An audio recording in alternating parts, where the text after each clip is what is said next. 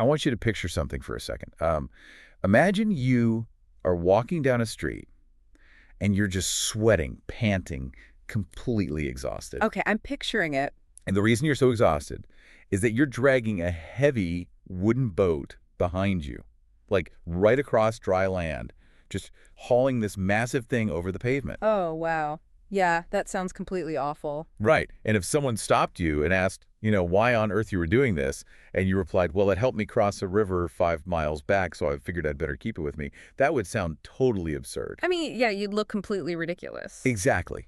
Yeah. But psychologically speaking, you are almost certainly dragging a boat right now. Oh, absolutely. I mean, we all do it. We hold on to these outdated mindsets or like past achievements we endlessly bring up. Yeah, or coping mechanisms, right? Things that kept us safe during a difficult time, but are now just, well, actively slowing us down. Precisely. It's a profound visual, and it captures this really universal human blind spot. And this friction, this tension between what saved us in the past and what we actually need for the future is the core premise of our deep dive today. Yeah, it's a fascinating text. We are looking at a translated philosophical essay from October 2013 by a writer named Zuefeng.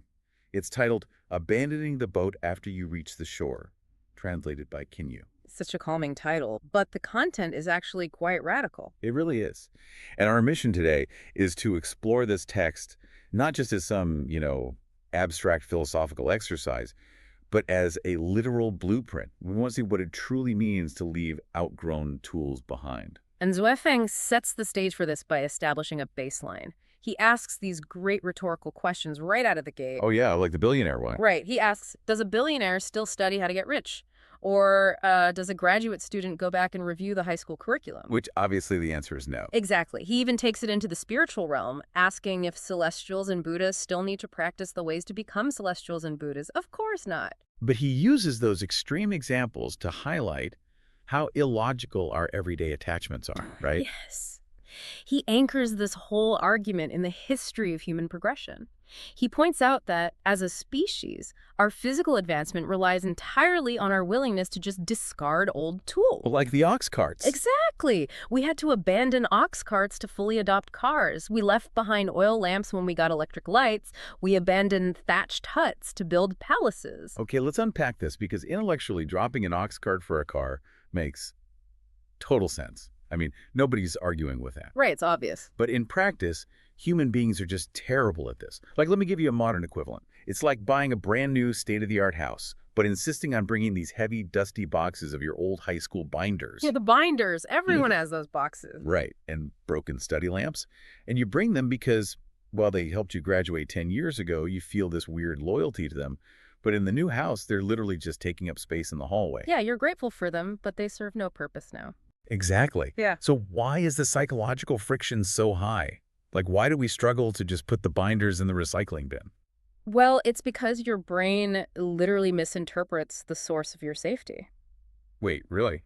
How so? If a specific way of thinking or, a specific tool got you through a crisis or helped you achieve a major goal, your nervous system tags that tool as a survival mechanism. Oh, wow. So letting it go feels like a threat. Exactly. Letting it go feels deeply unsafe. It feels like you're stripping away your armor.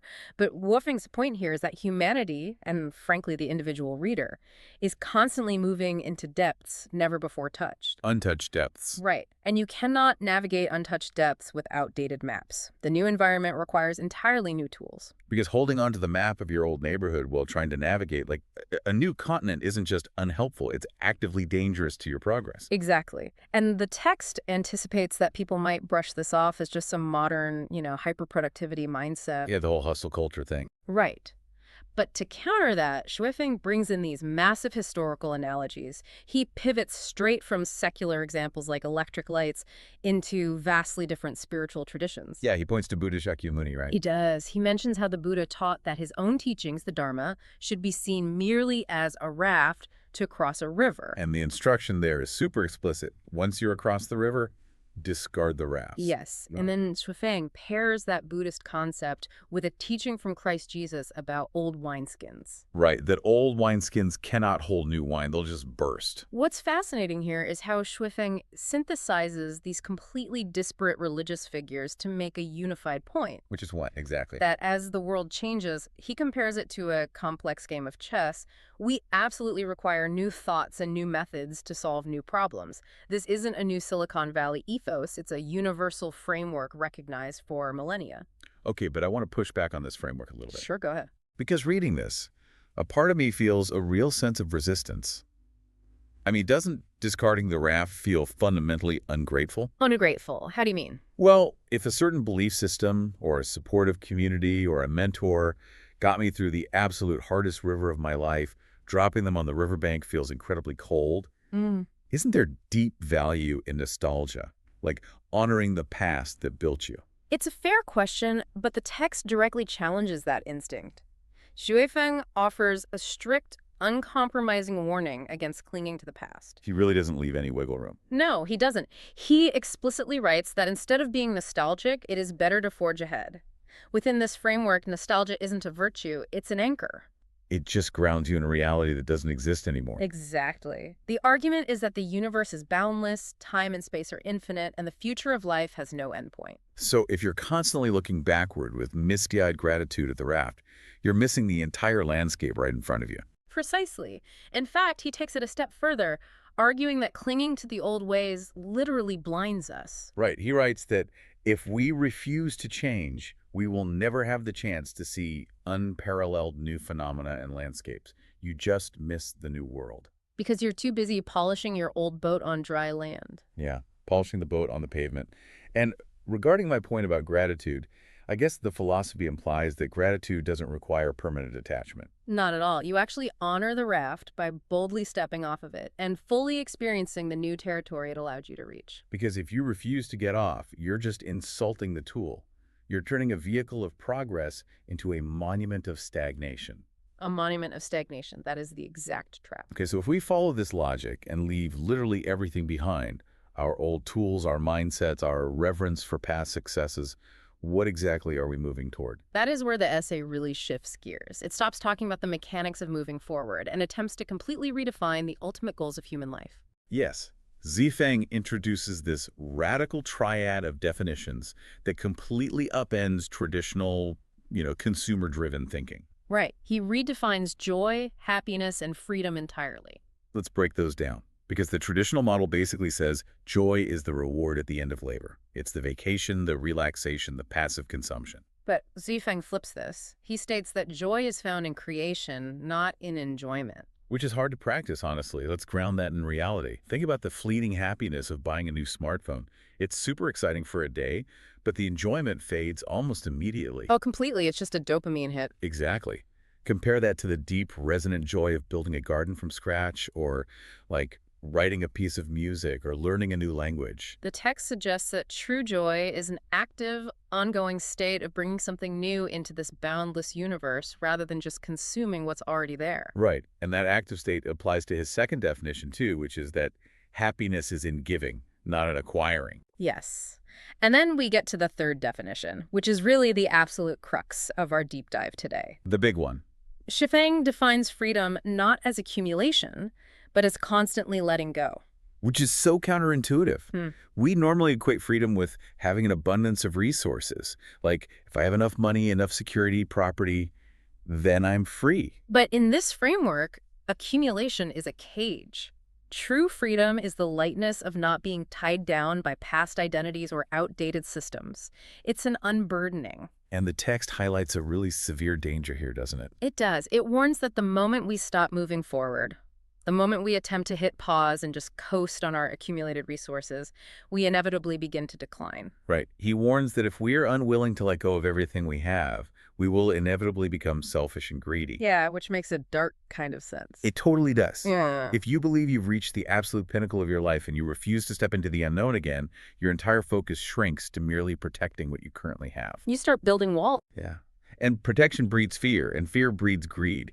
You just start hoarding the old wine. Precisely. You become defensive rather than expansive. But wait, If life is an endless journey and the future literally has no endpoint, doesn't that constant forward motion inevitably lead to severe burnout?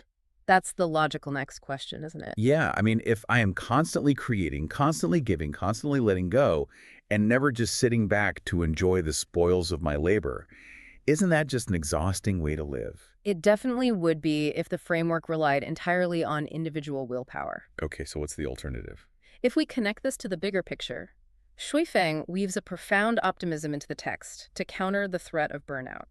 He asserts that when one door closes, 9 others will open. 9 others, that's a huge ratio. Right. For a reader who completely embraces this mindset of detachment, the path ahead is described as smooth and flat, without cliffs or precipices. And he attributes this smoothness to a belief in what he calls the greatest creator. Yes, which is central to his worldview. Now, looking at this impartially, regardless of a listener's personal theology, this belief functions as a massive psychological safety net within his framework. Absolutely.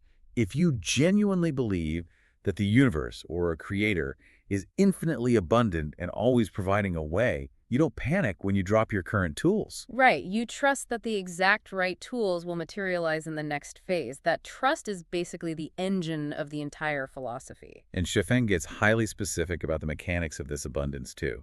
He mentions something about the combination of 64 factors. Yes, he says this combination will create astronomical numbers of new things and new scenes. The combination of 64 factors. It sounds like a mathematical formula for infinite novelty. Yeah. What is he actually referencing there? It's a reference to the I Ching, or the Book of Changes. Oh, okay. The ancient Chinese divination text. Exactly. The I Ching is based on 64 hexagrams, which represent all the fundamental permutations of change in the universe. So by invoking these 64 factors, he's pointing to a system of vast combinatorial complexity. Yes, it's mathematical abundance.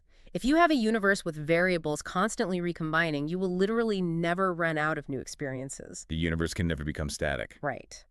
Therefore, Schoffen concludes, as long as our thinking remains alive and flexible, everything on the path of life will be a bright and sunny spring. A bright and sunny spring. It's such a stunning image. It really is. But here's where it gets really interesting, because the essay sort of pulls back the curtain on its actual purpose here. Yeah, the big reveal. All of this high-level philosophy, the Buddha's raft, the redefinition of joy, the 64 factors, it's not just abstract theory. Shofeng is writing this as a literal manifesto for a distinct group of people attempting to execute this in real time. The essay makes a very distinct pivot in its final paragraphs, addressing a specific we. And who is the we? He identifies this group as the Chanyuan Celestials. Right.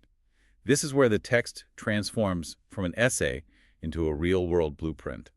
The Chanyuan Celestials are an intentional community, followers of Shuifeng, who are actively trying to physically and psychologically abandon traditional life. They aren't just theorizing about crossing rivers. According to the text, they have already abandoned the boat and landed on the shore of something the author calls the 1,000-year world copy. Which is just a fascinating concept. And to understand the sheer scale of what this group is attempting, we have to look back at a progression mentioned earlier in the text. Right. There's a very specific sequence he lays out. It's like a nested Russian doll of detachment. He writes that upon entering the second home, all worldly things must be left behind. But it doesn't stop there. No, it goes further. Upon entering the kingdom of heaven, even everything from the second home must be abandoned. This raises an important question about their organizational structure. The second home represents a physical or communal stage where members drop traditional societal ties. Like jobs, conventional family structures, private property, they drop all of that to live differently. Exactly. But the framework warns them not to get comfortable even there. The 1,000-year world copy is presented as their current utopian shore, but the ultimate state, the kingdom of heaven, requires dropping even the utopia they just built. They are tasked with constantly tearing down their own scaffolding. I mean, think about the monumental courage or just the sheer audacity required to actually live this out. It's a massive undertaking. The author states that these Chanyuan Celestials have the wisdom and determination to create a lifestyle completely different from traditional human living. They are trying to manifest a philosophy of endless impermanence into a physical, breathing community. Which really explains the soaring, highly emotional rhetoric at the end of the text. How so? Well, if a leader is asking a community to cast aside everything they know, their past identities, their possessions, their traditional security. They can't just offer them a void in return. Oh, right. That wouldn't work at all. They have to provide a vision so compelling that dropping the boat feels like a relief rather than a sacrifice. And you can really feel that rhetorical push in the closing lines. Sufing writes, quote, "Looking ahead at the life that is more beautiful, poetic, and picturesque, I cannot contain the joy and excitement in my heart." It's very vivid. He describes this breathtaking environment lying just ahead, inviting them to savor the sensations of a new world with a completely new stance. He is painting a masterpiece to inspire this massive leap of faith. It's a brilliant psychological mechanism. He's offering a picturesque future to offset the grief of abandoning the past. Yeah, it's both a manual for detachment and the emotional fuel needed to sustain it. Exactly. It challenges them to view their current successes not as monuments to build shrines around, but as temporary stepping stones that must be immediately stepped off of. So what does this all mean? We've covered a massive amount of ground today. We really have. We started with the practical absurdity of dragging a wooden boat down the street, and that realization that holding onto our old tools, our high school binders, and past survival mechanisms actually stalls our growth. Then we examined how historical figures across cultures warned against turning temporary rafts into permanent homes. Right. And we explored a radical framework where joy is found in active creation rather than passive consumption, and where true freedom is the ongoing act of letting go. And finally, we saw how these abstract ideas were mobilized as a literal blueprint for an intentional community attempting to build a completely new way of life through continuous detachment. And that brings the lens right back to you listening right now. Yes, it does. You're likely not moving into an intentional community or stepping onto the literal shores of a thousand-year world copy. But you undoubtedly have your own rivers that you have just crossed or, are trying to cross right now. Everyone is facing some kind of transition. Exactly. Shifts in your career, changes in relationships, the inevitable evolutions of your own identity. Yeah. The core lesson from this deep dive is that freedom will never be found in dragging the tools that got you here into the unknown territory ahead. I want to leave you with this specific thought to mull over today. Let's hear it. Think about the one belief, the one coping mechanism, or the one strategy that you currently consider your absolute greatest strength, the thing you rely on the most. Okay. What if the very raft that saved you in your last chapter is the exact thing keeping you from walking freely in your next one? Oh, wow. That is a challenging, uncomfortable question, Yeah. but an absolutely vital one to ask. Thank you so much for joining us on this deep dive. It was a pleasure. Take a hard look at what you are carrying, drop those heavy boats on the shoreline, leave the outgrown tools behind, and whatever new environments you step into today, remember to travel light. We will see you next time.